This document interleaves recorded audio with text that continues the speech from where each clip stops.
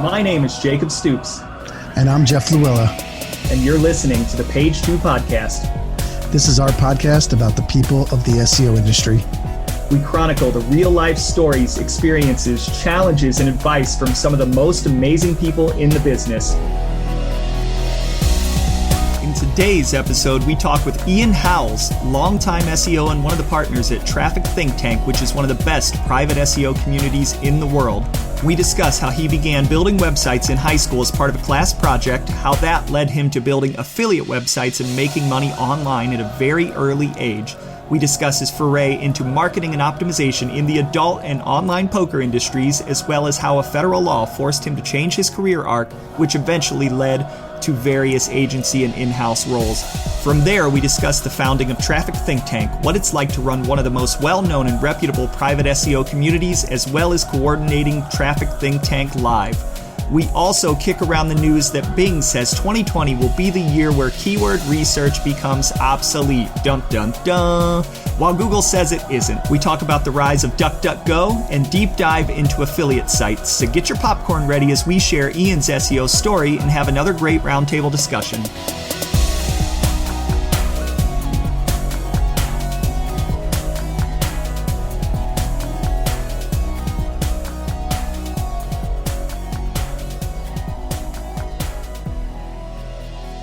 All right, everybody. Welcome to the Page 2 podcast. I am your host, Jacob Stoops, and I am here with Mr. Jeff Luella. Jeff, how's it going? It's going well. How's everyone doing out there? They can't answer you, Jeff. I was trying this time. No matter respond on Twitter how you're doing. Yes, please respond on Twitter. And we are joined by Mr. Ian Howells. Ian, how are you doing? Good, man. Jacob, Jeff, thanks for having me on. We are very, very excited. And I don't want to bury the lead, but if you don't know Ian, he is one of the partners at Traffic Think Tank. And we've already had one of his counterparts on I think about 10 months ago, Nick Eubanks, who also founded Traffic Think Tank. They've got a lot of really awesome stuff going on there, which I'm sure that we'll get into. And then Ian, I believe you also have a day job at, is it Landing Tree? So I did previously, up until the end of August of 2019. I was leading the SEO team at Landing Tree. Oh, there it is. Yep. Now just affiliate stuff, consulting, and Traffic Think Tank are kind of the three legs of the stool. And I had that in my notes, and I completely glossed over it. We do take notes here before we interview people, and then I just get on and I just mess them all up. Or in one case, I butchered somebody's name almost immediately. I believe that was Jamie. I called her Alberico. It's Alberico, and she definitely called me on that immediately, which was a little embarrassing. I mean, it's better to call a name mispronunciation out early, right? It's rather than it happening over and over and over again through the whole thing. It's like that episode of Friends where Chandler gets called Toby at his workplace and he never corrects them, and then he's just Toby from there on for like 6 years. Anyways, so in today's episode, for those of you that have listened, you'll kind of know what's coming. For any first-time listeners, let me just tell you kind of what we're going to do. The hallmark of this show is kind of the origin stories of great SEOs. SEO is not a very old industry, and in our experience, nobody tends to get into, especially if you've been in it for a while, into SEO on purpose. A lot of people come from other places, and we're interested in figuring out what are those other places, and how did people get into SEO in the first place, and what are their backgrounds, and even more importantly, we like to talk about successes, failures, what it's like to be an SEO day to day. It can be kind of a grind, and we like to kind of get deep on what people experience on a day to day basis. So that's kind of part one. Part 2, and this is something that we've added in season 2, is we like to talk about what's in the news, kind of current events in the SEO world, which usually ends up with me just yelling about various SEO topics and ranting and complaining, but that's okay. Jeff kind of runs that section, and he kind of balances me out. He's kind of the even-keeled person, and I just go off sometimes. On things. I know how to toss things up to you too. Well, Jeff, I want to hear just for once me being maybe the even-keeled person and just being cool, and I want to know what you want to rant about at some point. I want to see that. So, all right, I will give you some topics. Maybe today will be the day that Jeff will rant. And then the third leg of the stool in our episodes is typically a deep dive. And today's deep dive is going to be on affiliate sites, which we're excited to talk about. So if you're in the affiliate game, or if you're not in the affiliate game and you're thinking about it, we're going to deep dive into that topic towards the end of the episode. So, Ian, let's jump into kind of the first phase. Who are you? How did you get into SEO? What's your story? Cool. So, like you mentioned up top, Ian Howells, co-founder and partner at Traffic Think Tank, which the short version of that is a 700 plus now person community. Community portion happens in Slack. All of the educational kind of training material and resources are all within trafficthinktank.com. So think of like Distilled You, except not 5 years out of date now, is the website portion. And then the community, I think, is really one of the big, strong assets for it, because folks can ask questions, get feedback on campaign ideas that they're going to have, or if you just get stuck on something, it's a good way to just kind of stop smashing your head against the wall of a problem and get feedback from other folks kind of in real time. But in terms of getting started in the industry, I built a website when I was in high school. My cousin and I actually started what would be now called a blog, but then was not called a blog, because at that point blogs were literally just like an online diary of like what your day was about. So at that point we hated the word blog, like rebelled against it completely, because that sounded like stuff that like children would do, right? And we were all of 15 at that point, so like we were obviously way too cool for that. So today it would be called a blog. Started that in December of '99 when I was, I think, a freshman in high school. So, you know, like all cool kids in high school, I was sitting around learning HTML. So that was fun. Really good for your social life, being the kid that, you know, is figuring out how to build websites, but worked out long term. So that's all right. I was the kid with the Commodore 64, so that dates myself a little bit more, but we would trade games on the bus. So what's funny is like I wish I went back that far. We didn't have a computer in the house until '98. My parents got a gateway. And they splurged and went crazy and got like the 6 gig hard drive and the 64 megs of RAM. Like it was a dream at that point. But I built this site with my cousin as a hobby, really because other guys in high school. So I took art in high school, and there were juniors and seniors in my class, because like art was just an elective. It wasn't part of a track or whatever. And these guys had built their own website, and they were hilarious. And it was basically like online short skit type things written out. And I wanted to be a part of it, but I was this like dumb freshman. So I was like, well, screw it. Like we can just make our own. So we built our own website and just run it as a hobby for like 2 years. And then I was in some webmaster forum. I can't remember which one it was, but one of the guys that were on there, this guy, Aaron, he has since legally changed his name to Sunshine Megatron. He built tshirthell.com, and T-Shirt Hell had an affiliate program. And so he pinged a bunch of people from the forum and was like, hey, do you want to join my affiliate program? And it was like, I have no idea what that is, but maybe. So he gave me like the 90-second elevator pitch of what affiliate marketing was. And it was basically like, just make an account. I'll give you a link, put the link on your website. If somebody clicks through that and buys a t-shirt, I'll give you $5 for each shirt that they buy. And I was like, you can make money on the internet? Like I can make money from my website? Tell me more. Well, not only could you make money, you basically had a person with the name of a transformer leading you. Not yet. He was still just Aaron at that point. He is a crazy person. I don't know if he's like in a bunker somewhere or if he is still accessible that you would be able to talk to him, but interesting life story, I'm sure. Yeah. But this was in 2001. So like for 2 years, just built a website as a hobby, and that was kind of it. And then 2001 was introduced to this whole affiliate thing. And I was like, okay, this will be great. So put some banners on the site.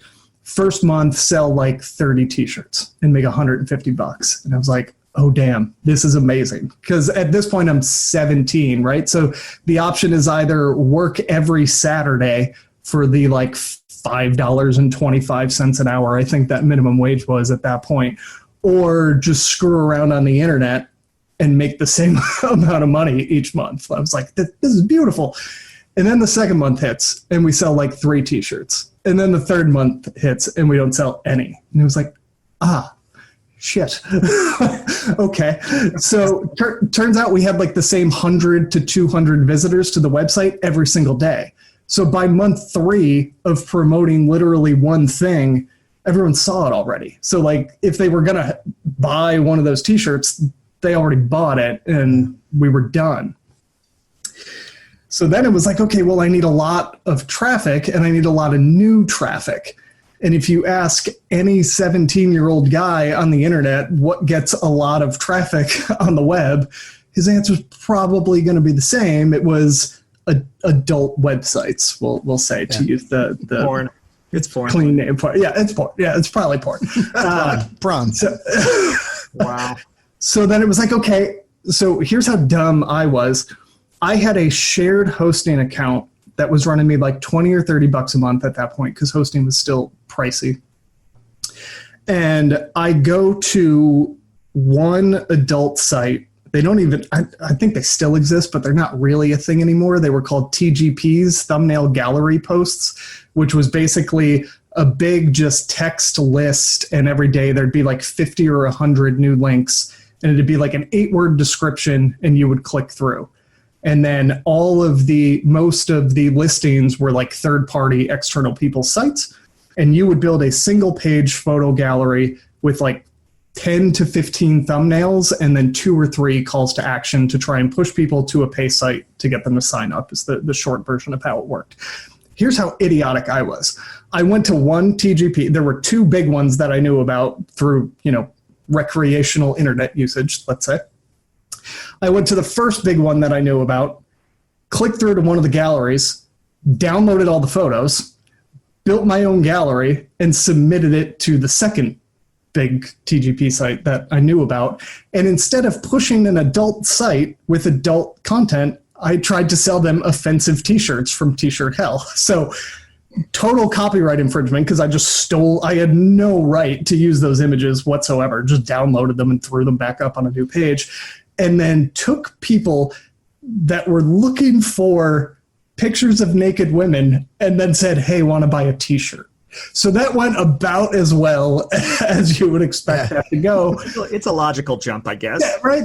Because I didn't even it had not even occurred to me yet that like affiliate programs existed for other things. I just knew about this one. So when you only have a hammer, everything looks like a nail. So I was like, well, okay, I'll just get a bunch of traffic to look at this banner and surely someone will buy a t-shirt. Yeah. Turns out no. And turns out a small shared hosting account cannot withstand like 70,000 visits in a 24-hour period, at least at that point. So my hosting crashes. The host wasn't a huge host, so I have the actual guy who owns the company emailing me basically saying, like, what the hell are you doing? So that was great. A nice bandwidth overcharge that I then had to come up with. But that was my first kind of exposure to, holy crap, there's way more traffic than like I realized one could get to their web, like 70,000 people in a day before the hosting crash. So like it could have been over 100 for all I knew. And then, kind of the head smacking, like maybe I should try and sell somebody the thing that they are very clearly looking for, not trying to divert them to another. So it was a good lesson, even though it was like a $200 bandwidth bill that I had to come up and pay for, which when you're 17 is not, super, super fun. I think the question that I want to, so how long did you stay in the porn game in terms of like working on those types of sites? Until I met my now wife in 2005. Okay, so almost 4 years. 4 years? Yep. So you're 17 at the time, and you ended 21, 20, 22. The only thing I can imagine is a lot of giggling. And not only that, the novelty wears off pretty quick. Well, that's what I was going to ask. One, what is it like having never like done work for a porn site? I know that there are people that do that. And then especially being that young, how the hell did you explain that to your parents? Or did you? So they knew I was running websites because at the time I still had to literally like use my mom's credit card to buy domains because I'm 17. Like I didn't. So I would literally give her cash and then she would punch her credit card number into, I can't remember. It might have been GoDaddy. I can't remember the first place I bought a domain. But they were like $30 a year at the time, like when I first bought a domain. Like now, it's a joke. Like some TLDs are like $1.99 or 99 cents. Not ones you want, but still. Like at that point, $30 a year for your domain plus 20 or $30 a month for hosting, like kind of bar was a lot higher.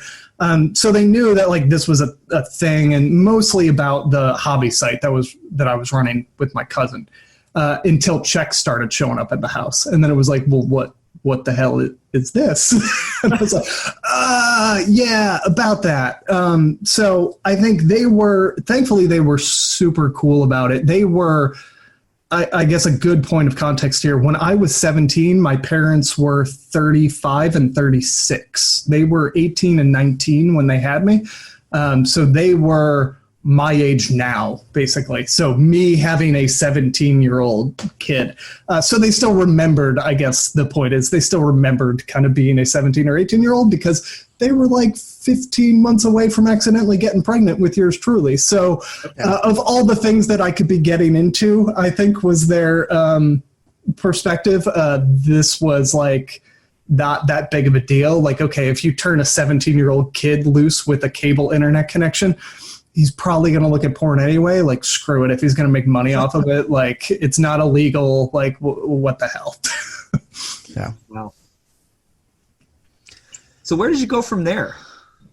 So did the adult thing for a while. A big regret is that I did not push harder on that front, right? Because once I got to the point where I was making a few $100s a month, I then just got super lazy. Like being a kid still at that point, like I didn't have a concept of, hey, if you work really hard and do a lot of effort into this, like this can become like a big full-time income level type situation. Like I just had no awareness of the fact that that was even possible, right? I'm like 18 months removed from, oh my God, you can make money on the internet. So the fact that like this could be the way somebody supports themselves full time just didn't even seem like a plausible thing. So I would work to the point where I was making like $600 or $800 a month, and then would just kind of let it coast. And then if money started falling off, I'd build a couple more pages, or free sites at that time they were called, and get it back to the point where it was up in that $600-800 range again, and then like repeat just over and over and over again. Because as long as I was buying video games, and then in college, like beer money, like it didn't seem like a pressing thing to, forego going out for the night to sit at home and, peck away in Dreamweaver and make new pages. So what is the quote in the movie The Social Network? I feel like it's Justin Timberlake's character that says something to the effect of, you know what's cool? You think or something like, you think $1 million is cool. Let me tell you what's really cool. $1 billion or $1 billion. Maybe you needed that mindset. Yeah, I did not have that, I guess, unfortunately. So I kind of plugged away on that for a while until 2005 when I met my now wife. Ended up selling the few sites that I had that were worth selling at that point. The ones that had kind of their own traffic and wasn't just the hamster wheel of like submit a page, get listed, get traffic, 3 days later it's gone, and you just kind of repeat. And moved from the adult industry into online poker. So, again, just sticking with like vice marketing, I guess, and going with stuff that I knew from my own internet usage, let's say, and stuff that had attractive payouts, right? Because the attractive thing about the adult industry was a sign up would be worth anywhere from $30 to $50 one-time CPA, and there was just an absurd abundance of traffic to be had, right? So like getting to the point where you're doing, like I said, that $600-800 a month level was not hard. Like I did not know anything and was doing that as like a 17, 18, 19-year-old kid. So went from that to online poker. Only really pushed in online poker for like a year because I think it was October of 2006, the Safe Port Act passes, and online gambling in the U.S. almost disappears overnight because all the major credit card processors lose the ability to run charges for these gambling sites. So I had a good year primarily promoting pokerroom.com. The big draw there was it was now $100. Like if you got a real money verified deposit player, you'd get $100. So started out really simple and kind of scammy, where like the weekly poker game that me and my friends did on Tuesday, I just got the other 9 guys to sign up through my affiliate link. And then it was like, okay, sign up and then get on AIM and let me know your name in Poker Room. And then we'll start a heads up match and I will just intentionally lose $50 to you and we'll call it even. So like you sign up through me, I get $100. I'll purposely dump $50 to you in game because we can just talk on AIM about like what cards we have and figure out how to make this work. So like incentivized traffic, I guess, through real life, and then just started building out fairly simple sites through recounting. What I actually did was just recount games that I would actually play online and made like an online poker blog, basically, just talking about playing online and then having pokerroom.com ads all the hell over the place. Yeah. But only got to do that for like a year, which is unfortunate because $100 payouts were really good. And in like 2004, 5, 6, like right after Chris Moneymaker basically made online poker explode in popularity, there was kind of lots of traffic and referrals to go around. But then it all disappears overnight because of a bill that the Senate passes. So I'm near the tail end of college at this point. I was on the 5-year plan. I majored in graphic design, and I figured like, hey, I could just, like I'm already building websites for myself. Like maybe I could just get a job building websites for other people. So that's how I ended up picking graphic design as my major. Again, it did not occur to me that like, oh, I could just work for myself or I could just build sites that earn money. And so I'm in what was supposed to be my last year of college. Turned out to be year 4 of 5. And it just, the bottom falls out. Like all the sites I have are now completely worthless. Nobody will want to buy them because they can't monetize the traffic either. So that kind of reinforced for me that like, yeah, maybe this whole, trying to make money on the internet thing definitely is not a thing that you should do as your attempt at full-time income, because stuff like this could happen where one day you just wake up and because of something that has nothing to do with you, all your money's just gone.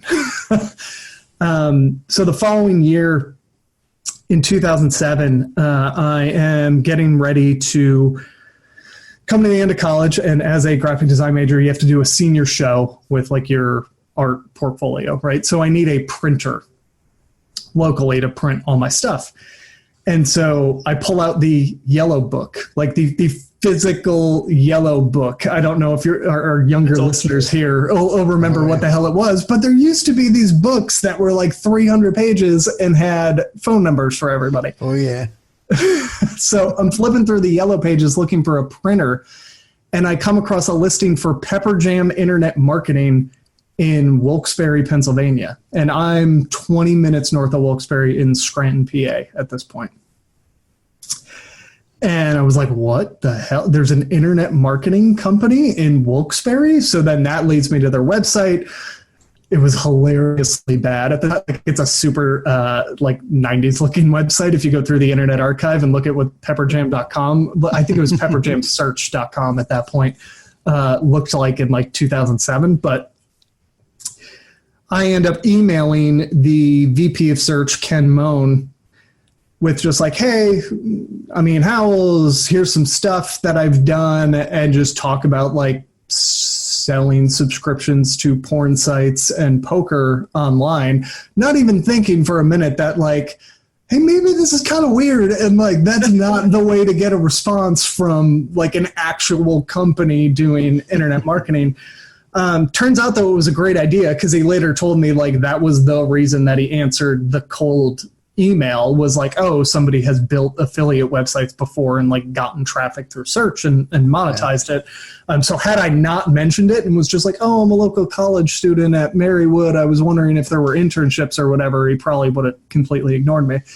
But that got me phone interview, in-person interview, then internship my last semester of college. And then college graduation was a Sunday. That Monday, I started at Pepperjam full-time. 6 months later, I was running the SEO team at Pepperjam. In fairness, it didn't even really exist when I got there. It was basically Ken, the VP, and one writer. So he looked at it as like, okay, great. Here's somebody that knows SEO. Like, let me just dump this chunk of work off onto him, and he can run with it. Short version, 3 years later, Pepperjam sells to GSI Commerce down in Philadelphia. That's where I meet Mr. Luella, and he becomes my boss for like the 9 minutes that he stuck around. No, that was interesting times. I mean, Pepperjam we bought, when I was at GSI, we bought Pepperjam for its affiliate network. Yep. And then it was interesting. And then like learning when we peeled back some of the skins on the onion, see what was behind there. It was some fun things that we found, but it was garbage.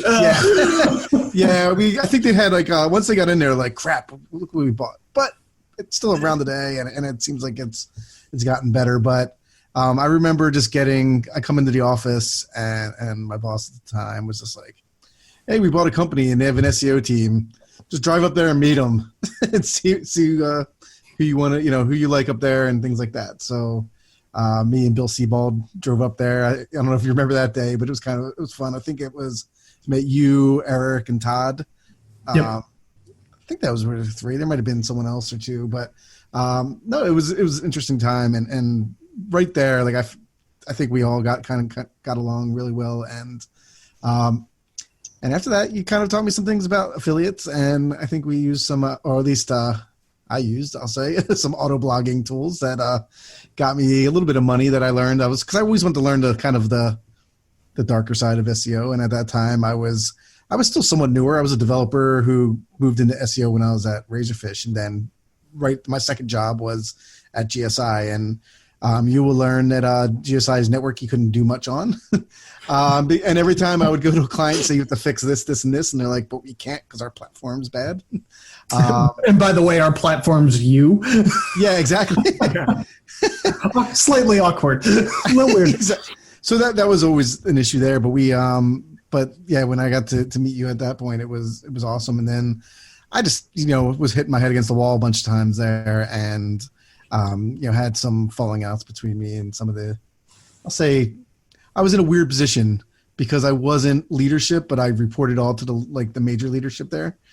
But then with the people at I was the only one who wasn't like a VP or director level.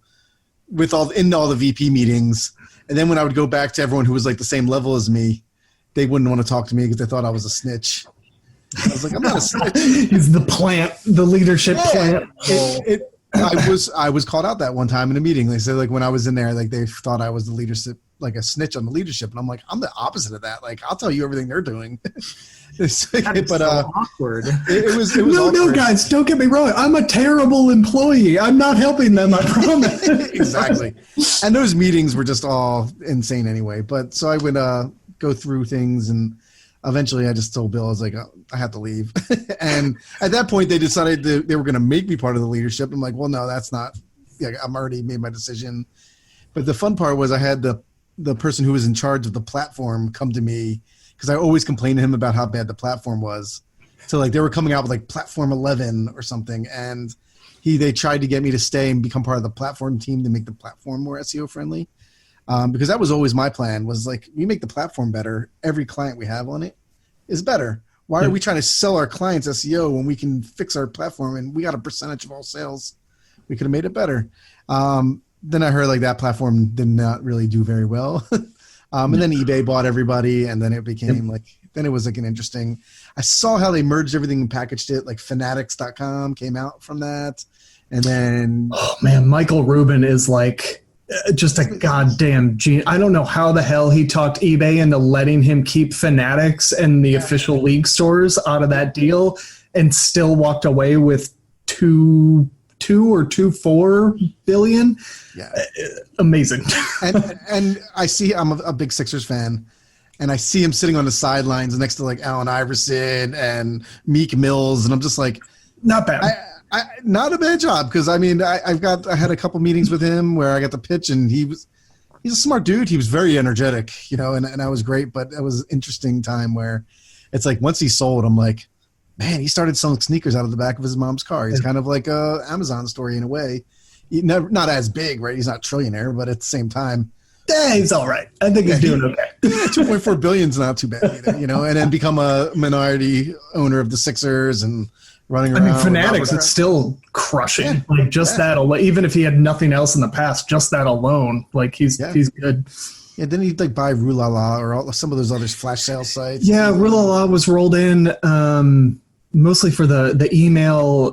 We being GSI while I was there, Clear Sailing, so order attribution company out of Ohio, I think, in 2011 or something. I was the person to introduce them all, because I was friends with some people over at Clear Sailing, and they asked me to introduce them to the analytics team. I was hoping I got a kick, but not even. I left before that even like fully materialized. But no, that was, I guess, just to complete kind of the career arc overview here. GSI, Jeff left very shortly after I got there. Bill Sebald was running the team. Start of 2011, Bill Sebald decides he's had enough and he gets out of there. So then the hot potato goes to me, run the SEO team inside there. Jeff and I were talking before we started recording here. It had like 19 names because they kept hiring new creative directors, and day one, every creative director wanted to rebrand the agency. Yes. Eventually, eBay buys the thing. I lose interest pretty rapidly after we become part of eBay. Like HR turned into literally, here's a phone number for a call center in Utah. Call them if you need anything, right? Like when you have that many employees, like, yeah, you're not going to have big HR teams in each office. It would be crazy. So it makes sense, but wasn't for me. End of 2012, moving down to Charlotte, North Carolina, where I still am, to work at Red Ventures. Ran one of the SEO teams in there until 2016. Left RV in 2016 to head up the SEO team at Lending Tree, and did that from 16 until August of 2019, like I mentioned briefly before. And now, in the meantime, affiliate stuff, consulting, launched Traffic Think Tank 2 years and a couple months ago now. So always had kind of stuff going on outside of the main full-time job, but that's kind of the rough shape of the full-time work. Was small agency with Pepperjam, get bought by a bigger agency in the form of GSI, eBay, 9 other different names. In-house to Red Ventures, which was a really interesting blend of in-house and agency, because at that point, RV didn't really own their own website properties. It was licensed, like it would be branded domains for DirecTV or ADT. So it was in partnership with large companies. So we were kind of an affiliate, but kind of in-house, because all the dev and tech and everything happened internally. And then in-house back to a public company, in-house at Lending Tree, and kind of getting reacquainted with the pros and cons of being at a large public co, with, the pros being most things comp related and the cons being the general speed at which things can get done. Or lack thereof. So let's talk about Traffic Think Tank. You guys are 2+ years into that now. What led to that? Like, what's behind the idea? What's it like today in terms of running that? Yeah, I think what led to it really, Eubanks. So Nick did Traffic Think Tank V1, I guess you would call it, on his own. So it was similar and very different at the same time. So he limited to, I think, 12 people, but higher price point. It was $500 a month, but you had to sign up for the year. So basically he got 12 people to sign on for $6,000. And then it was a Facebook group at that point. So like a 13-person Facebook group. So these 12 people and Nick. So a lot more kind of deeper one-on-one individual consultation, because there's only 12 people, right? Like that's a decently manageable number to kind of go more in depth with every single person. And part of what he did was each month he would do one like guest webinar on Zoom, right? Basically just people he knew from the industry through his own network would just ask like, hey, would you be cool with coming on and doing a webinar for these folks? He bought me some really good wine in exchange for doing it, which I didn't know what was going to happen when I said yes, but like was a very nice perk afterward. So I had done a webinar for him, and then he was starting to kind of come to the end of the 12 months. I think he was in like month 9 or something. And I had just made like a very offhanded, like, hey, if you're going to do TTT again, like, let me know if, there's a way for me to get involved or whatever, like something benign and kind of off the cuff. I had known Nick at that point. Nick and I had met in late 2010 or early 2011 through the Philadelphia SEO meetup, SEO Grail, which was phenomenal. And like, just an absurd roster of people. So we can go into that in a minute too. So I had known Nick for several years at this point. So just kind of threw that offer out there like, hey, if you're looking to do more with this thing, let me know. And he had gotten back and was like, actually, yeah, I've been thinking about that a lot. Like, I think the model makes sense if it scales up. Like, I think we could scale up membership and bring down the price. So it's not like you got to sign up for $6,000 for a year right off the bat, and kind of reach more people. Because at that point, and I'm talking about it like it's history. It's 2 years and 4 months ago or whatever. You think about SEO book and that community kind of getting shuttered because Aaron had decided that he was going to kind of step back from doing that. So that left kind of a void where, okay, there was a paid SEO forum that ran, I think it was $99 a month. So like not a insubstantial price point and like a good gate to make sure that everybody in there was serious. So that had kind of left a void. And then the Moz community at that point was in a, let's call it, bit of turmoil, right? Eventually, like they end up having to do layoffs and all that stuff. That's part of Moz's history now that we don't have to go into. But there was generally a lack of, I think, outside of Twitter, but Twitter is very noisy and chaotic. There wasn't a great like single point of community, at least that I was aware of. So that felt like, to Nick, that felt like a big opportunity. And I was less certain. Matt, Matthew Howells Barbie, same kind of general opinion. He did a big LinkedIn post about kind of the formation of Traffic Think Tank, where he says much the same thing, that like he wasn't as confident as Nick was. You had Nick on already. I think one of the things that became probably very clear within the first few minutes of talking to him is that super high energy, will make decisions quickly, and then once he decides he's going to do a thing, like he's going to do the damn thing. So he was kind of more bullish on it. I was like, maybe we'll get 100 members. Like we could probably get 100 people that are serious enough that they'll pay $99 a month to join the thing.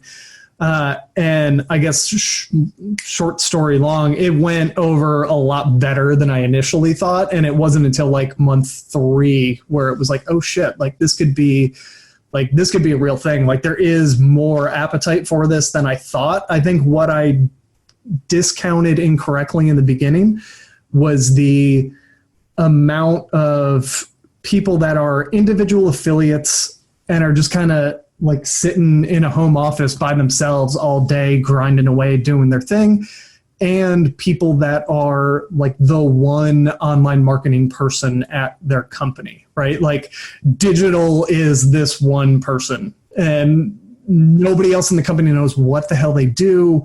They don't have anybody to bounce ideas off of because, again, nobody knows what the hell they're doing all day. And I think I just had a general lack of awareness of how many people find themselves in that situation. And I feel like that's a need that we ended up filling, hopefully very well. So one thing that occurred to me, especially when you mentioned initially, now obviously it's much lower now, is that initial $6,000 price point. And I guess for me, thinking about like if I'm running that, probably Nick being a more confident person than I would be like, nope, I got this. That's a lot of money to ask for people. And it's like, how do you bring enough value to justify somebody paying you that much money with what you guys are doing? That would feel like a lot of pressure to me. And I just wonder, how do you guys kind of manage that ongoing in terms of making sure that the value is there for the members?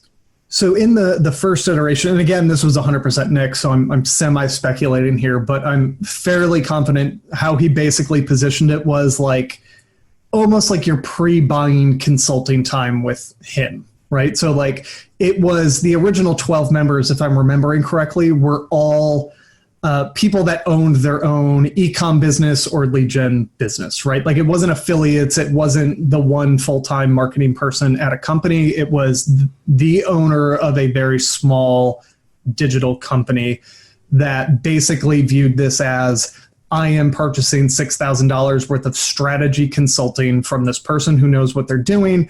I have a junior person, or I can do it. Like I have execution figured out. What I need is guidance to make sure that I'm not shooting myself in the foot and that I'm doing smart things. I think was basically the rough outline of positioning there, which in that light, it makes sense, right? Because if you think about an hourly SEO consulting rate, $500 a month is a joke, right? So I think with that angle, it made sense. And then for him, I think attractive 12 people, same 12 people, you get to go pretty deep with everybody so you can kind of have more meaningful connections and results. But now for us, I think the responsibility part is interesting. I think as the community has gotten bigger, we've gotten less and less reliant on me, Nick, and Matt, right? Because like first 50 members, like me, Nick, and Matt, one of us had to answer every single question that came in Slack. And I think as the community has grown, it's now gotten to a point where by the time I see a question come in, there'll be 3 or 4 answers in a thread already from other people who all know, what they're talking about. Every once in a while, there'll be like an idea thrown out or whatever that will come in and be like, maybe don't do that exactly, but like core kernel of the idea is good. Like I would do X, Y, Z. So I think the kind of self-reinforcing aspect of the community has been super exciting to watch kind of take shape and continue to grow. But I think it is a responsibility on us to make sure that we continue to produce, stuff that's timely and useful in a variety of situations. I think that's probably the hard part, is trying to make sure that you're creating guidance and resources that are applicable to people in a variety of roles, because we have members in, I think, 21 of the 24 time zones working on every industry you could imagine, right? So you have to try and make sure that you're really hitting the core of a concept or idea to make sure that it's actually useful for the community at large. And then the other piece is just ensuring that we continue to tap other experts in the community come on and talk about the stuff that they're good at, right? So like having Hamlet come on and do a Python webinar was like extremely useful for a bunch of folks. So we try and make sure that, we keep a finger on the pulse of what sort of stuff does the community want, and then go out and see, okay, if that's not, like, I can't write Python to save my goddamn life. So when it's something that like we can't do, go find somebody who can and bring them on. So last question I want to ask, and it's not as much of a question as more of like, what's it like? And before we move on to the news, you guys are, I think it's your second event, Traffic Think Tank Live, which, by the way, it is on May 16th. It is not in Philadelphia. It's in Miami. And I'm going to give you a quick promo for non-members. It's $349. For members, Traffic Think Tank members, it's $149 for a ticket. So go buy, attend. But I want to know, and I asked Nick the same question, what's it like to put on an event? Oh, it was dumb. It was like, it was so much more like, when you talk, like I've said a few times, like my general lack of awareness, like I think all three of us were inflicted with that on this one. It was like, oh, how much work can it be? It's a one-day conference. Like, what could possibly be involved in this? Turns out there's a dumb amount of work involved in running a conference. We did the first one by ourselves.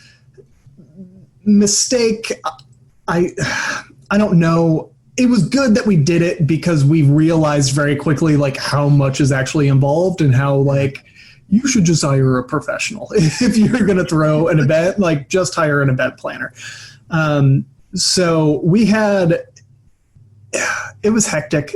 So like literally 10 minutes before registration started the morning of the conference, we were still working with the AV guy from the Hilton to try and get us to the point where slides would project onto the screen. Like everything was just going wrong. Like anything that could go wrong went wrong. Like it was a good kind of intro, kick in the face for running an event. But now, thankfully it still went over fine. The presenters all, stepped up and delivered, and talks were really good. I think the really great thing was getting all of these people that are used to interacting in Slack together in person was awesome, right? Because now all of a sudden you have all these conversations happening where then light bulbs are going off, like, oh, you're blah, blah, blah. Like I recognize your, avatar and whatever. Like you have all these folks who were talking online now getting to meet in person. So that was awesome. And then this year, 2020's version, we hired an event planning company. They had done one of the earlier MozCons, so not only used to event planning, but also for our particular industry.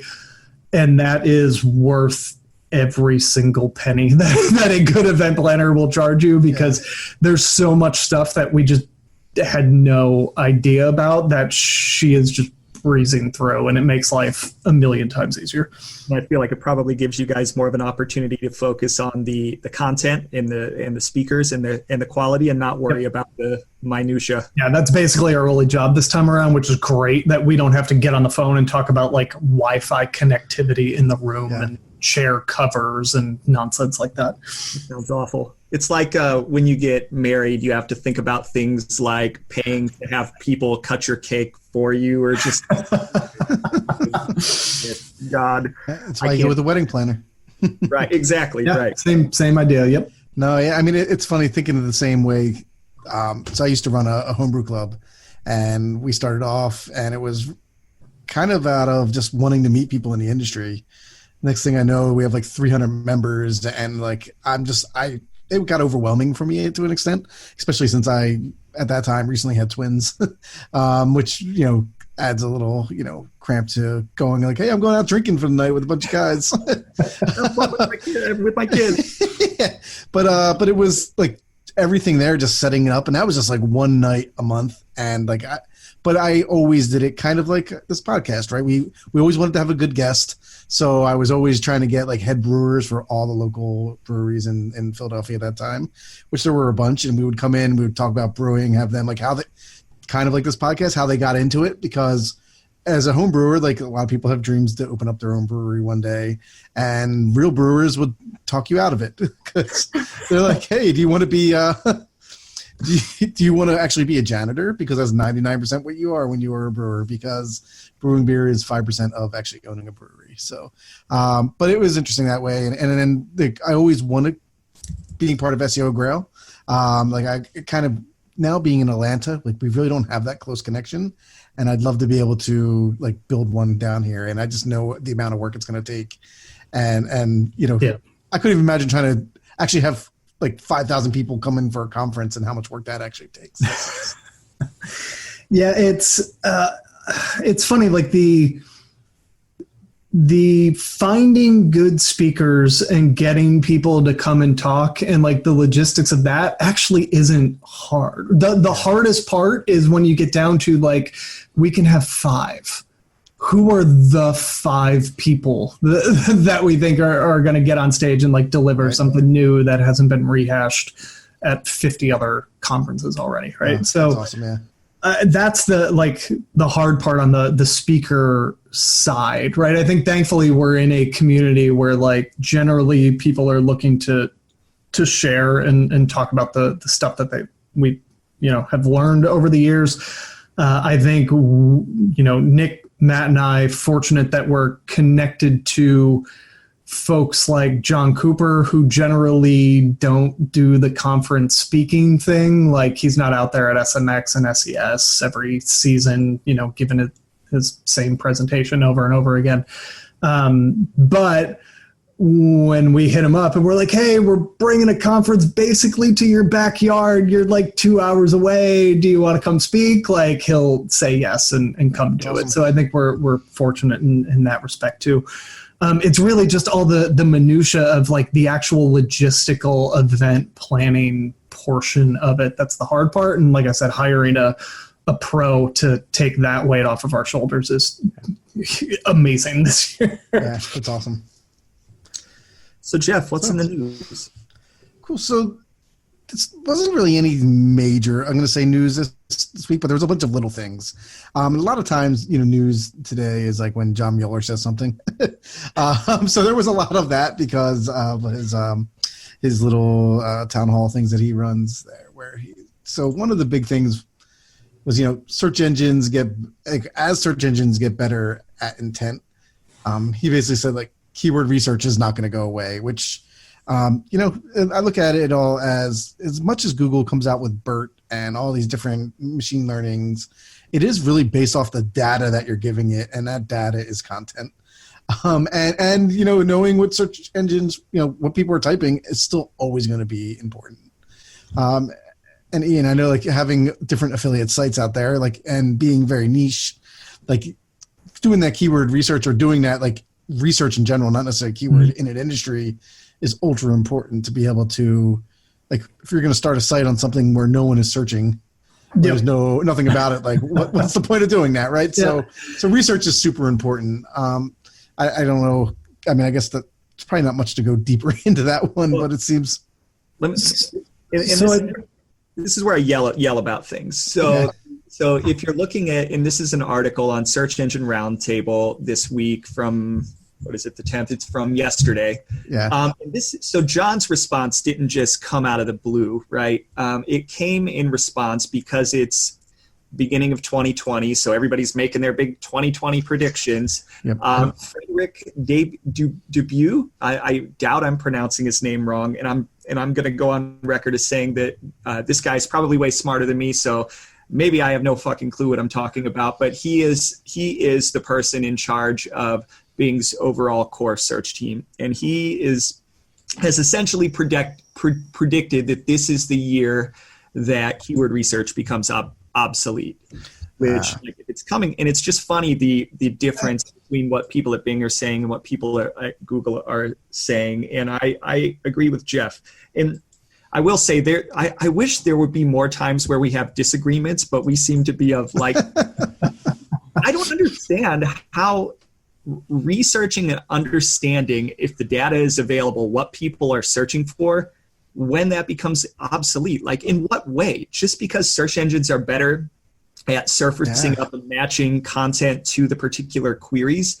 Like, well, why the hell wouldn't we want to know what people are searching for? Like, that's data. Like, why wouldn't we want that data? Why would we stop looking for that data all of a sudden just because search engines are good at matching? It just doesn't make any freaking sense. And it makes me wonder where the hell is their head at on the Bing side that they're like coming out and saying stupid stuff like this. So I don't know. Well, I mean, smart decisions on search from Bing would be a whole new frontier for us, right? So, bad takes coming from the Bing team is not something that strikes me as incredibly surprising here. Right. Enjoy your 3% market share and continue with your hot takes, I guess. Yeah, no, and it is funny because there's another news article out there about Bing loses out to DuckDuckGo in Google's new kind of Android. They came out with like a search ballot and asked countries in Europe because they got sued, because they promote Google on Android devices. Makes sense that they would do that, but it also makes sense that that's kind of playing a little bit of monopoly. So they put out a ballot to people in different countries through the EU of what search engines they want listed at, like, that you can change to besides Google. So the idea is like, Google's probably going to be the default, but if you want to change it, what ones get listed on there? And for most of Europe, DuckDuckGo is DuckDuckGo is number 2 in every EU country, and Bing is only in like a certain amount. Info.com and Quaint and Privacy Wall are all before Bing. So the only one that Bing kind of beat out DuckDuckGo or any of the other ones was in the United Kingdom. And we know everything with Brexit. No, I'm just kidding. It's one of those things where it's like every other country, Italy, Lithuania, Iceland, Greece, everyone picked DuckDuckGo in there. Not saying this is a writing on the wall for Bing or anything like that, because Bing is it's funny because we compare them to Google, which is like 90% of everything, while Bing is, like, in the rest of the world, is still a leader to some of that. But it is an interesting approach that's going on these days, and DuckDuckGo is really pushing privacy, which I think is interesting. I tried to stop using Google and use DuckDuckGo for a couple months, and then when I switched back to Google, I was like, oh, all these things I complain about as an SEO, like as a user, are actually really good. It's like, even though it pushes my 10 blue links down to the bottom, like I miss that, and DuckDuckGo does not have that. So I will say I like what DuckDuckGo's trying to do. I like their style, but when a DuckDuckGo shirt on, yeah, right. Oh, you do have a DuckDuckGo shirt on. I don't know where you would purchase such a thing. Maybe on an affiliate site on DuckDuckGo. But I think the big advantage that Bing still has is their inroads into other markets similar to Google. Like Google builds phones, Google now builds computers, Google does all kinds of shit. Well, guess what? So does Microsoft. They have a massive browser with a lot of people still using it.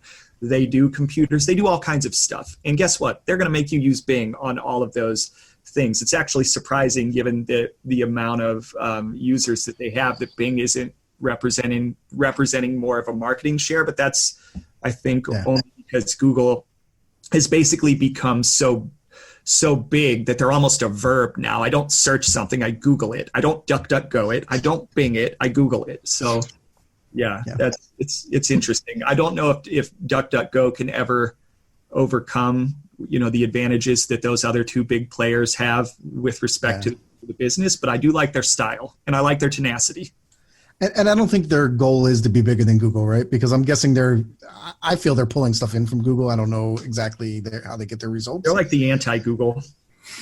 Yes, and there's going to always be a group of people who will enjoy that, right? So as Google gets bigger and, eviler, and like basically the benefits of them sharing all my data between all the tools is convenient to some things, but some people don't want all that data shared. So DuckDuckGo would be great for that. So who is Sundar Pichai? Is he basically Dr. Evil from the Austin Powers movies? Is that who he is now?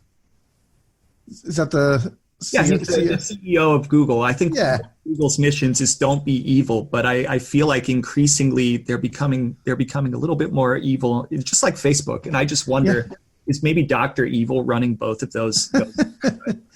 I feel with Google, it's when you have so much data, right? It's like there are certain, like they have more data than anyone probably in the whole world right now. And it's just being able to make things more convenient kind of seems evil. I remember when they started running ads inside of Gmail, and part of it was like there would be something that would read your email, so that would give you an ad based off the content inside of your email. And the world flipped, basically like, you're reading my emails. And it's, just like, I'm going to shut her off right now, but Alexa, when they're always listening, but are they fully listening, or are they just listening for the word Alexa? I think some people jump on the evil thing very quickly. Does not necessarily, I don't think they're evil, but I also think that they can be very easily, right? And I think they removed that whole don't be evil thing out of there. They did, yeah. So it's one of those where we feel you're not evil, but you're also not, you're not planting trees for every search that like other people are doing, right? And things like that. So they are definitely a for-profit company.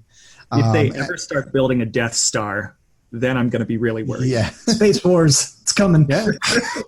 Well, when they bought Boston Dynamics, right, and it's like they have AI and then they have robots. That's where I kind of got like, oh, but then they sold off Boston Dynamics. But it's a little creepy because their AI stuff and putting it in those robot dogs is like things in my dreams that I get like, not my dreams, my nightmares. It's going to be like the Jetsons or one of the two. Self-driving cars, like they're everywhere. They're doing a lot of things. And it's, to me, it's great because it's pushing humanity forward to an extent. It's merging us with machines so we all become cyborgs. But I just don't want to have all my brain power run by Google right now. So I don't know. I'm ready to be a cyborg, man. My hairline is garbage. My eyes are trash. Bring on cybernetics. I'm here for them. Let's do this. I am also not. The singularity is one of those things where it's coming, and if it can make me live, I always wanted to be bit by a vampire so that I can live forever and see like where technology goes. So if I can become a cyborg and the same thing happens, I think that's another way of doing it. The vampire part, like I'm old and bald, like I don't want to be a vampire forever right now. I need like a half year in the gym first before a vampire gets me. You don't want to be the old vampire. You don't want to be the old vampire at the club, right? Let me do some crunches and then bite me. Oh my God. Okay. So I want to do a time check. Let's move into phase 3, and we're going to deep dive into affiliate sites. And I'm just gonna caveat this by saying this is one of those places, and SEO is such a broad area that you should have a base in everything. But I feel like the older that this industry gets, the more opportunities that there are to specialize, and the chances of you not knowing everything is high. Python, that's something I have no freaking clue what it is. And I'm going to say affiliate sites, we're going to talk about it, but I've never done it. I have no clue, not a damn clue what I'm doing. So I'm going to rely on Ian, you as an expert, and Jeff, you as an expert, to guide me through what's it like. What do you need to think about if you're in 2020 and you're trying to run an affiliate strategy?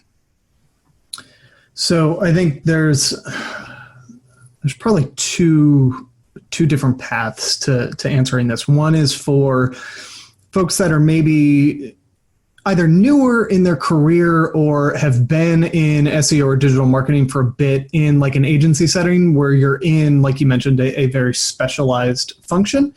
And then there's folks that are kind of, I guess, further in their career, for lack of a better explanation, and kind of deeper in their knowledge already. For the new folks, it's great, and I recommend it for everybody that's working at an SEO agency in that capacity, because you have to think about everything, right? Like now the horse shit with, oh, the client won't do this, and like their pricing is higher than the competitors, so like that's why they're not making money, and you know, on and on and on and on. Every excuse is gone, right? Like it's just you and typically WordPress, right? Like it's you and a content management system and a domain.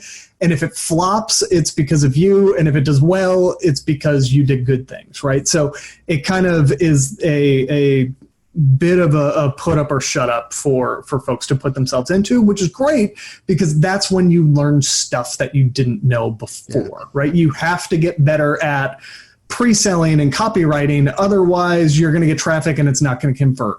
You have to get better at keyword research and planning, because you're probably a small new site, so you've really got to pick your battles for what you're going to try and go do, because you're not going to go outrank the Wirecutter or creditcards.com for, you know, best small business credit cards or something like that, right? So it kind of top to bottom through the process forces you to get better at each piece, because everything has to work or the end result is not going to happen, right? And again, you're the only reason, right? You are the lever on every step of that process. So I think it's a really good thing for folks to do. And then even just taking the, like, you should want to learn and get better and do new things out of it, it makes you absurdly employable, right? Like if you are a junior SEO in your first gig at an agency and you're 12 to 24 months out of school, call it, building your own site and putting that on your resume, like, hey, I made this website, it ranks for, you know, a few hundred keywords and gets 1,000 visits a month and makes me some money. Your resume is immediately at the top of the pile. Like as somebody who was a hiring manager at a large mid-cap public company, there are so many resumes come in when we put out a job posting. We'll get like 300 resumes, right? And I had to give the recruiting team like 3 things to look for. Like if you see resumes with any of these 3 things, shortlist that, like those are the resumes that I want to see. And one is they built their own website. Like that just immediately gets you through hundreds of other resumes into the front of the line. It's going to get you on the phone. And then if you barf all over yourself on the phone, like that's the end of the road. But, you know, if nothing else, like if you're applying for jobs and not getting a call back as an SEO and you haven't built your own website and put it on your resume, that's like the biggest lever I think you can pull.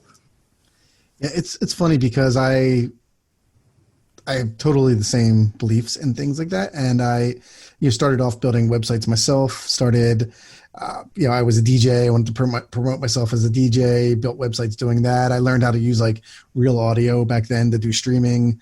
Unfortunately, everybody had like a 14.4 modem at that time. And it's a little early. I was a little early in that. Not wrong, just early.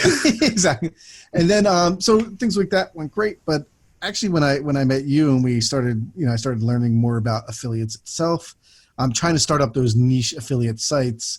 I think I started one called like barbecuepitman.com, and I was selling, talking about barbecue grills on there. And I had a couple different ones. I had one about music because I loved music. Realized that music wasn't a great affiliate, area because CDs at the time, like you would get like a nickel or a dime or $1 off of it, while an $800 barbecue grill, and if you're using Amazon affiliates, you were getting like 7%. So it's like, hey, same amount, a lot more money. And, and then of course you get a little greedy sometimes once you start getting some traffic and you start getting a little more spammy, to get that more traffic.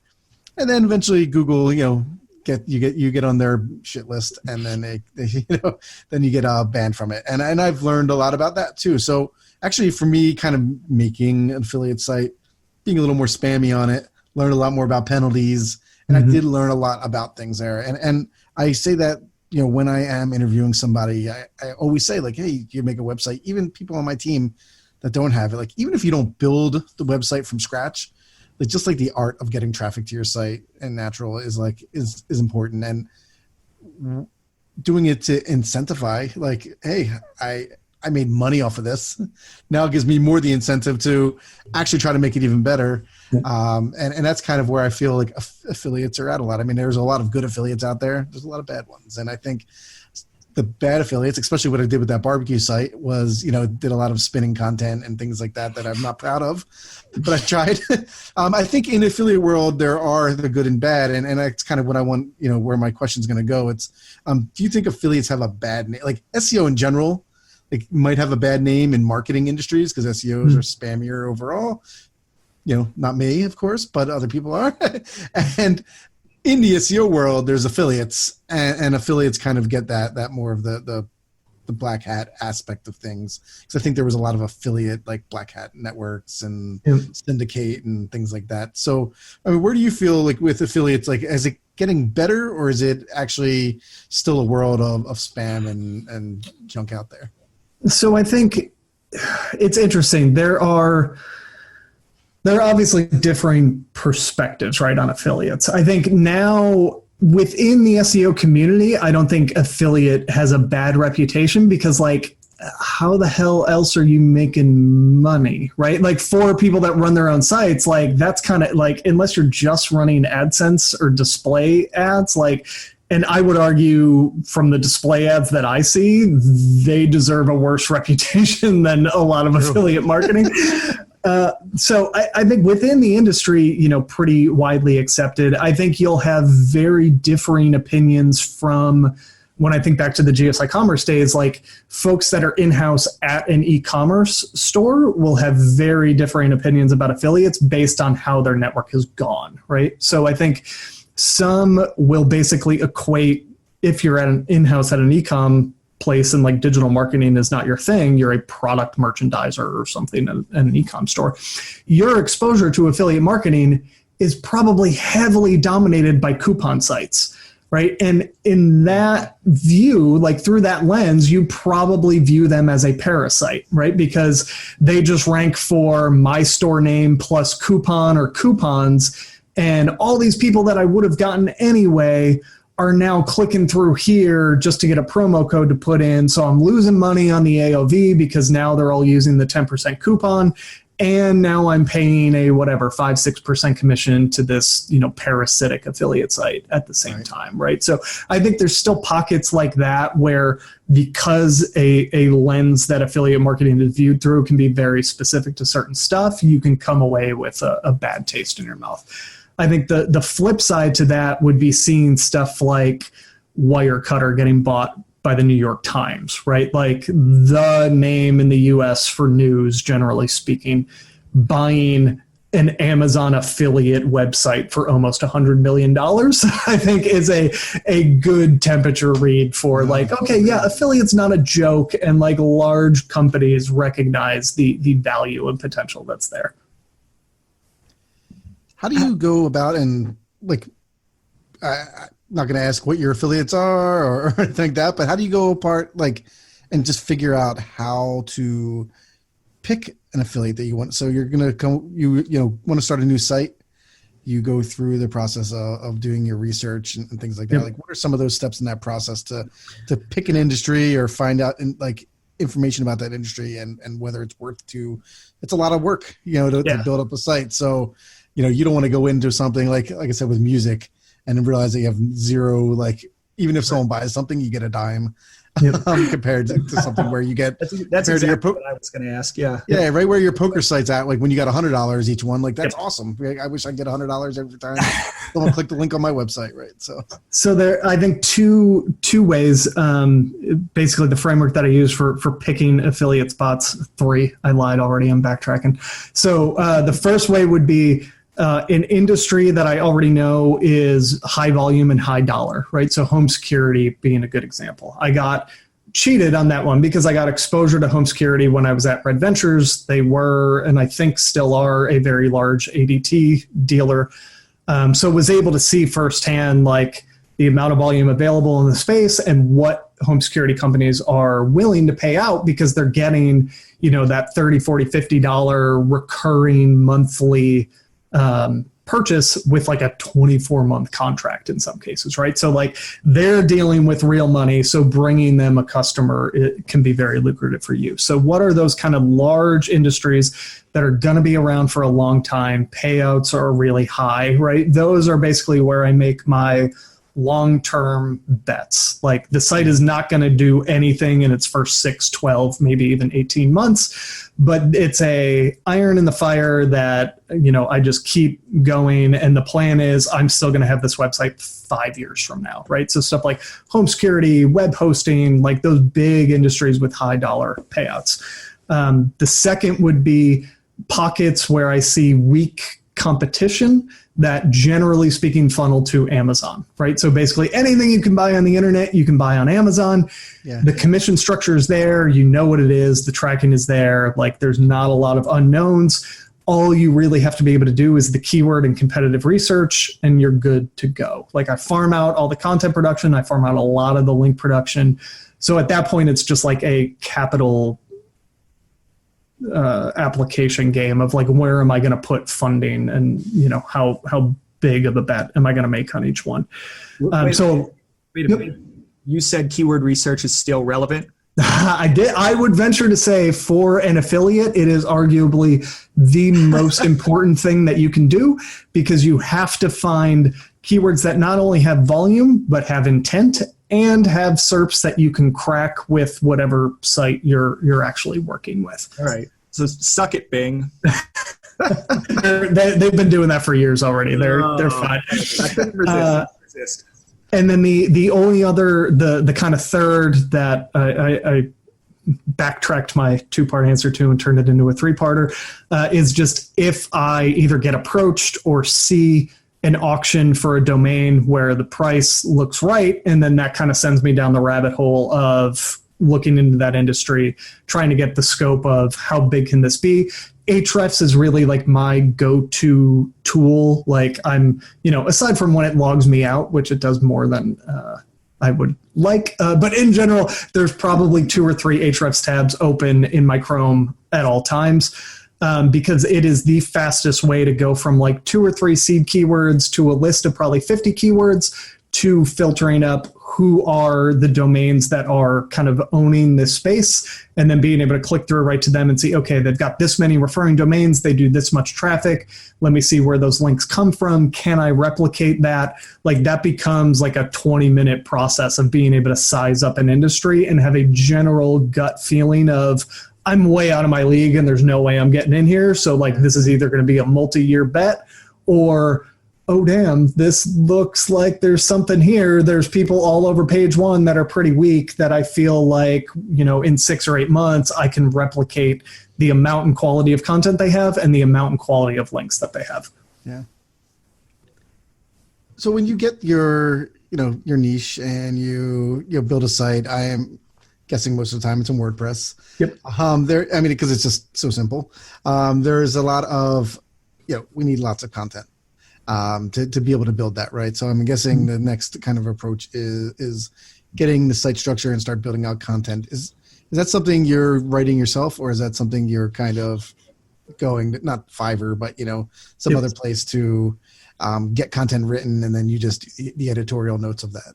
Yep. So thankfully now I do less and less and less myself. One of the things I had focused on in 2019 was bringing more part-time folks on to help me with portions of it, right? So now thankfully I now have a reliable part-time person who knows Ahrefs, knows how to do keyword research, and they can basically build content maps for me. I give them an industry and 2 or 3 competitors to look at, and they can just go. And then come back with a Google Sheet template that I made, filled out with what keywords, and then I know what pages do I need to make, what are the keywords that need to funnel into them. I basically then take those Google Sheets and pass them over to Word Agents, wordagents.com, and they write now all of my new affiliate content. And so it all goes to them. The last missing piece I need to fill is then the, hey, we got a Google Drive folder full of content from Word Agents. I need all of this in WordPress now, and I need the internal links done and blah, blah, blah. That's the piece that I'm still kind of rotating through some folks, trying to find somebody that I really like that I'll continue to work with. But you can kind of descale each individual portion of the process and have different folks fulfill each part, right? Because I am not going to sit here and peck out 800 words about, this camping tent and why it's great, right? Like, there's people who write for a living. That's what they want to do. They do that from wherever the hell they want. That's great. Word Agents just takes care of the content for me. Yeah. You just need Hamlet to write you a script in Python. So I can just hit buttons. Yep. Exactly. Between him and J.R. Oaks to build a search engine or machine learn how to auto produce the content, I bet they could make that happen for you. Yeah. So, Ian, definitely want to thank you for your time. We always wrap up, or at least we try to. Sometimes we forget, and you've kind of alluded to it, to building websites being a good thing. So I'm going to ask you to maybe provide a different piece of advice, but we always end by saying, if you were a new SEO, you're fresh out of college, or you're thinking about getting into the industry literally today, this moment, what would be the advice that you would give to that person? The biggie is building your own site, but you said that's not an answer I can do, so I'll take that off the table. I would, if I was still in college, I would look to get an internship at an agency. And if I had just graduated, I would do everything that I could to make myself marketable on paper, to get an interview at an agency and get a junior level role. I hate on the agency model a lot, and there's a bunch there that I don't like, but it is the fastest way to get in somewhere, see a bunch of stuff happen, and learn kind of as you do. And I think starting out your career as a junior person in-house somewhere, I think kind of insulates you a little too much into the specific tech stack and the specific goals and like how monetization happens. You get a little bit pigeonholed into one way of doing things, whereas generally at an agency, you're going to get exposed to multiple different CMSs and platforms. You're going to get exposed to different kinds of people. And if you're going to be successful, have to figure out how to talk to clients and other stakeholders to actually get work done. There are a lot of skills that you can hone working in an agency, and I think it's a good spot for somebody to spend their first, call it 2 to 3 years in the digital marketing world doing that work. So speaking of agencies, Jeff and I work for one, Search Discovery. So if you are one of those people looking and coming out of college, we do college hires every single year. And Ian's right, it is really great experience. You get to work across multiple verticals with a lot of different people that know a lot of different things, especially at Search Discovery. So I don't want this podcast to be just like a major plug, but come work with us. We'd love to work with you. And you can listen to us rant. Right. Yes, listen and yell about things in person. So Ian, where can people find you?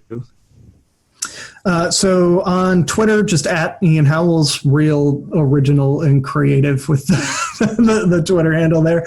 Otherwise, I'm the worst solo SEO in the world. Like, I don't have a website that like advertises my service. I think inhmedia.com is literally a logo. Luckypixel.com is the DBA that I do my consulting on. It's again a logo on a homepage, and that's it. There's not even a contact form.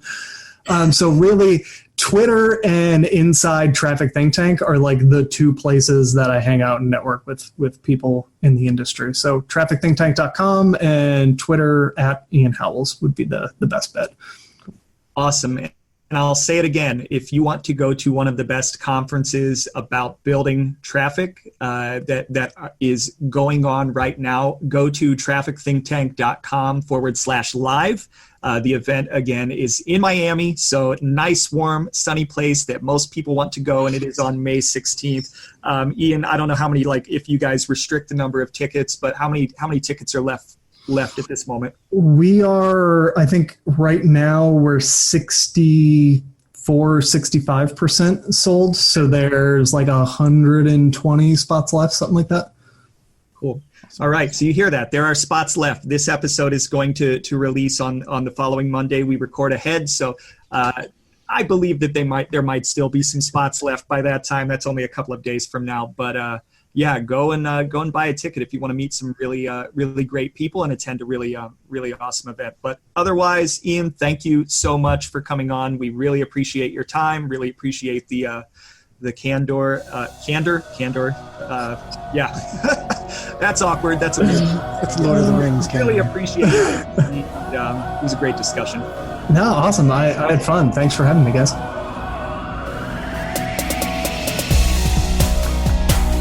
Thank you so much for listening to the Page 2 podcast. If you'd like to find out more about the show or listen to more episodes, visit us at page2podcast.fm. That's page, the number 2, podcast.fm. Our episodes are also available on a number of other platforms, including Apple Podcasts, Google Podcasts, Spotify, Breaker, Deezer, Overcast, Pocket Cast, Stitcher, TuneIn, and more. Additionally, you can also listen to our show on our new YouTube channel. If you'd like to become a sponsor or would like to be interviewed, get in touch with us at thepage2podcast@gmail.com. Until next time, happy optimizing.